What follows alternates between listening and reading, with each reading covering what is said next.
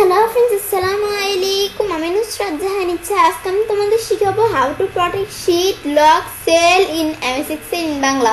অর্থাৎ আজকে আমি তোমাদের শিখাবো কিভাবে আমরা প্রোটেক্ট শীট এবং লক সেল ইউজ করতে পারি এমএস এক্সেলের মধ্যে। তাহলে চলো এখন আমরা কাজটা করি। তো করার জন্য আমরা আমাদের এটাকে মিনিমাইজ করি। মিনিমাইজ করার পরে বিষয়টা করার জন্য আমরা কী করবো, তো কাজটা করার জন্য আমরা আমাদের এমএস এক্সেলটা ওপেন করি। এমএস এক্সেলটা ওপেন করার পরে কাজটা করার জন্য এখন আমরা আমাদের প্রথমে এখান থেকে আমরা আমাদের এখন কিন্তু শীটের মধ্যে আমি কাজ করতে পারছি, এটা সেটাভাবে কিন্তু কাজ করতে পারছি।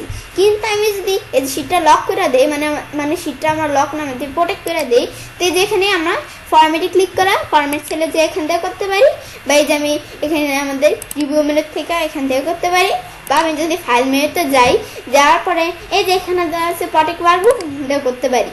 তো এখন আমি যদি আমাদের যেভাবে করি, এই যে আমি যদি এখন প্রোটেক্ট শীটে ক্লিক করি, করার পরে এখন এই দুইটা অপশন যদি আমি টিকমার্ক দিয়ে এখন একটা পাসওয়ার্ড যদি আমি দিই, ধর আমি একটা পাসওয়ার্ড দিয়ে এন্টার দিলাম, এখন আবার এই সেম পাসওয়ার্ডটা দিয়ে এন্টার দিই, শীটটা প্রোটেক্ট হয়ে গেল।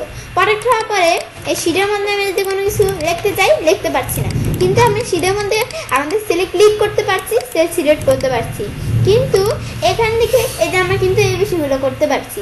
পরে আবার আনপ্রোটেক্ট শীটে ক্লিক করা, আমি যদি আবার এখান থেকে পাসওয়ার্ডটা দিই, দিয়ে এন্টার দিই, শীটটা আনপ্রোটেক্ট হয়ে গেল। এখন আমি যদি আমরা আমাদের এখান থেকে লিখতে যাই লিখতে পারছি, আবার সিলেক্ট সবই করতে পারবো।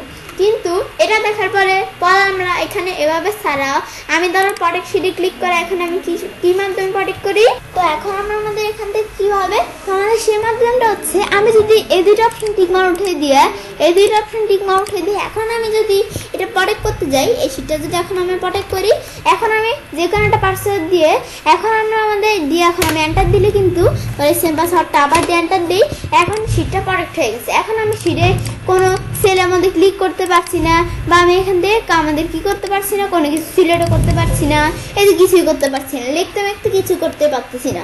কিন্তু আমি প্রোটেক্ট শীটে ক্লিক করে আমাদের আনপ্রোটেক্ট শীটে ক্লিক করে আমাদের শীটটা আনপ্রোটেক্ট করলে এখান থেকে আমি যা মন চায় তাই করতে পারবো, যেগুলো আমি করতে পারবো।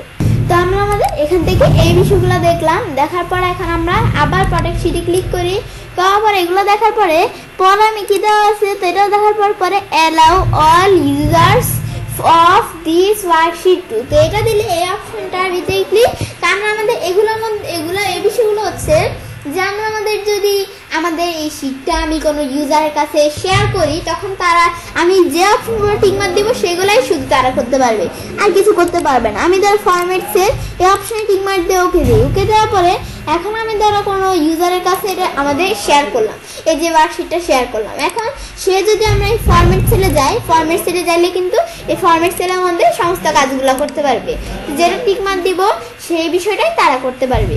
তো এটা দেখার পরে এখন আমি আবার রিভিউ মেনুতে আসি, আসার পরে এটা আনপ্রোটেক্ট শীটে ক্লিক করলে আমরা আনপ্রোটেক্ট হয়ে গেল, যেহেতু এই যে পাসওয়ার্ড দেই না, তখন এটা আমরা দেখলাম, দেখার পরে আমরা বাইরে ক্লিক করি।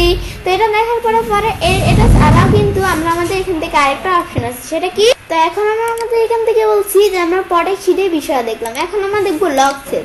তো লক সেল দিলে কি হবে, এখন এখান থেকে আমি দ্বারা কি করি, এখন আমি এখান থেকে আমি মাউসের ডান বাটনে ক্লিক করে আমি যদি এখন ফরম্যাট সেলে যাই, যাওয়ার পরে এই যে এখানে দেওয়া আছে লক সেল, আমি এই যে প্রোটেকশনে যাইলে লক এই অপশনটা এখন আমি যদি টিকমার্ক দেওয়া আছে, এখানে আমরা এখান থেকেও টিকমার্ক উঠাইতে পারি, বা হোম মেনুতে যে এই হোম মেনুতে যে আমি ফরম্যাটে যে যদি লক সেলে ক্লিক করি, তাই যে আমরা এখন ফরম্যাট সেলে যাইলে লক সেল অপশন টিকমার্ক উঠে গেছে।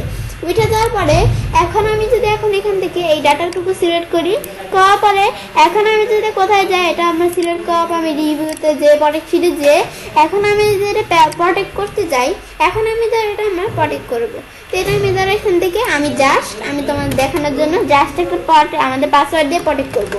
কিন্তু এই যে আমরা যেগুলো আমি টিকমার্ক দিই সেগুলো টিকমার্ক উঠিয়ে দিয়ে পরে আমরা বিষয়টা করতে হবে। তো আমি একটা পাসওয়ার্ড দিয়ে আমি বিষয়টা সুন্দর করে একটা পাসওয়ার্ড দিলাম, দেওয়ার এন্টার দেই, এন্টার দেওয়ার পরে সেম বিষয়টা আবার দিয়ে আমি এন্টার দেই, এন্টার দেওয়ার পরে আমি কিন্তু শীটের কোনো জায়গায় কোনো কাজ করতে পারছি না, কিন্তু আমি রেঞ্জের মধ্যে এই যে আমার শীটের কোনো জায়গায় কাজ করতে গেলে কিন্তু যেরকম আসি, কিন্তু এই রেঞ্জের মধ্যে এখন আমি যদি কাজ করতে যাই, তো আমরা আমাদের এখান থেকে আমি রেঞ্জের মধ্যে কোনো কিছু করতে গেলে কিন্তু আমাদের কিছু হবে না। এই যে বাইরে করতে গেলে আমাদের সমস্যা হয়, কিন্তু আমি যদি রেঞ্জের মধ্যে কোনো কিছু চেঞ্জ করতে যাই, এডিট করতে যাই, এতে কিছু হয় না।